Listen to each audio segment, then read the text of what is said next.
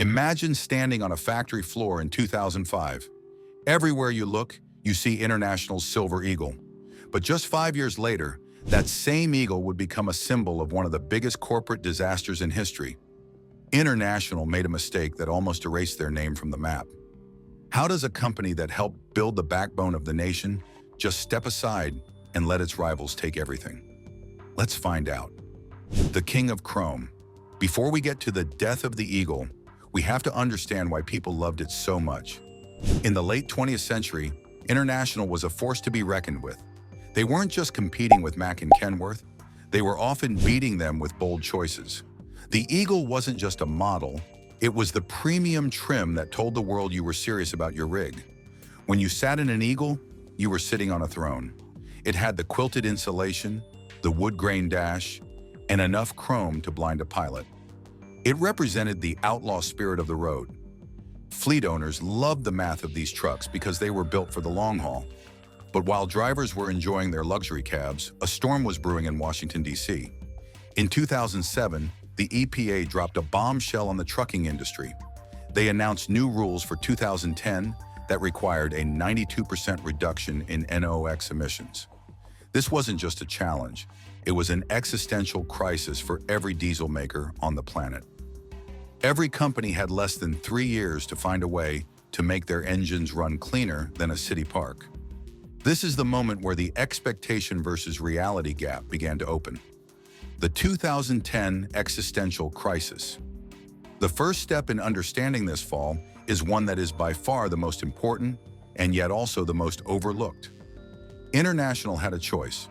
Every other manufacturer, like Cummins and Detroit Diesel, chose a path called Selective Catalytic Reduction, SCR. This system used a liquid called diesel exhaust fluid, or DEF, to clean the exhaust in the pipe. It required a tank, extra plumbing, and a whole new set of sensors. But International's bosses looked at that and said no. They thought they had found a simpler, more elegant solution that would win over every fleet owner in America. Their idea was called Advanced EGR, exhaust gas recirculation. Instead of treating the exhaust after it left the engine, they would recirculate massive amounts of it back into the combustion chamber. The marketing pitch was brilliant in its simplicity. They told truckers, no DEF, no additional fluids, no extra maintenance headaches. It sounded like a dream. But as we know, when a deal sounds too good to be true, it usually is. International wasn't just offering a new engine. They were betting the entire future of the Eagle line on a technology that nobody else believed would work. The $600 million bet? But wait, there's more to this story that most people miss. The reality of making advanced EGR work was an engineering nightmare. To get the emissions low enough, they had to pump exhaust gases that were over 1,000 degrees Fahrenheit back into an engine designed for fresh air. Normal EGR systems only moved about 5% to 15% of the gas. International wanted to push that to 40%. The cooling system had to dissipate heat loads that would make a blast furnace operator nervous. To keep the Eagle flying, they had to redesign the entire air handling system, adding massive coolers and complex valves. The first trucks with the new Max Force engines rolled off the line in late 2009. At first, everything seemed fine. Fleet owners loved the idea of not having to buy DEF, but by mid-2010, the cracks began to show, literally.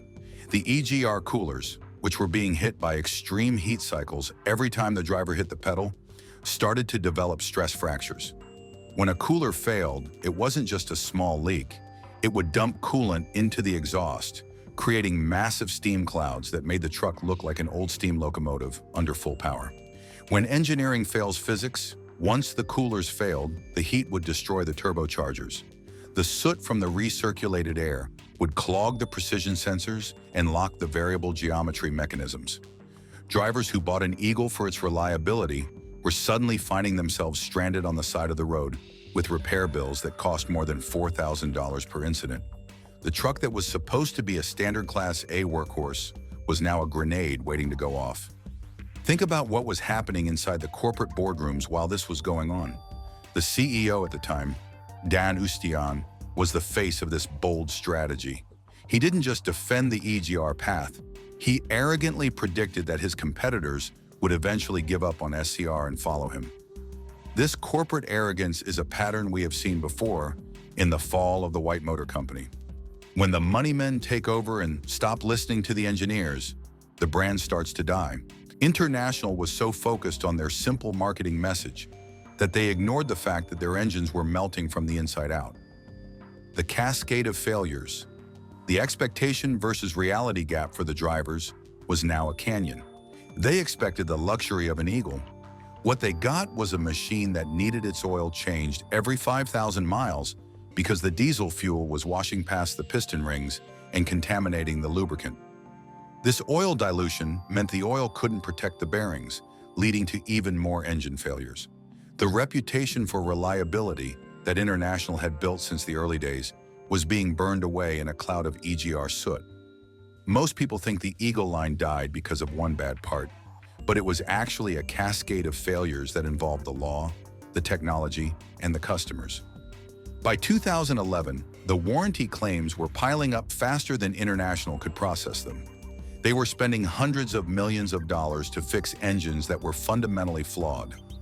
Large fleets that had been loyal to International for decades began to flee to competitors like Freightliner and Peterbilt, the resale graveyard.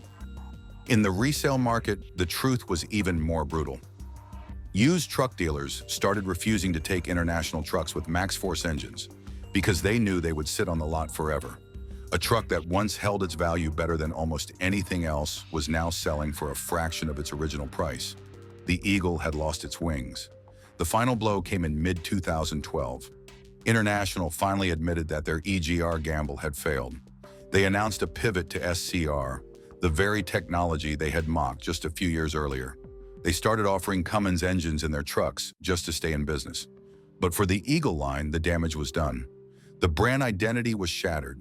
The company that had once led the convoys across America was now a cautionary tale about what happens when you try to fight a war you can't win. The final flight. The first step in learning from this is to look at the value loop of the whole disaster. The context was a massive change in the law. The application was a high-risk gamble on unproven technology. The framing was a corporate culture that valued looking smart over being right. If you take anything away from this, let it be that in the world of heavy machinery, you can't marketing speak your way out of a mechanical failure. Think about the trucks we see today. The Eagle is a rare sight, often seen as a project for someone brave enough to swap out the engine. When you see one, you are seeing a machine that fought against the laws of physics and the boardrooms of its own makers. The 9900iX and its siblings were beautiful, comfortable, and tough until they weren't. They were victims of a corporate mistake that was so big it changed the landscape of American trucking forever. Let's talk about the doghouse problem one more time, because it explains so much. In a truck like the Eagle, space under the hood is a premium. To make the EGR system work, International had to pack in heat exchangers that were massive. They were trying to put 10 pounds of gear into a 5-pound bag. This caused the engine bays to become heat traps, which only accelerated the failure of the electronic sensors in the wiring harnesses. It was a design that was fighting itself every mile down the road. The legal troubles that followed were just as messy. Major fleets filed class action lawsuits alleging that International had sold them defective machines. The company's stock price collapsed, and they had to close plants and lay off thousands of workers. They had gone from being one of the top defense contractors and truck makers in the world to a company struggling to stay alive. Much like White Motor Company before them, they had grown too confident in their own story. The lesson of the Eagle. While International was falling, the rest of the industry was changing too. The screaming Jimmy two-stroke era was long gone, and the new era of high-tech electronic engines was taking over.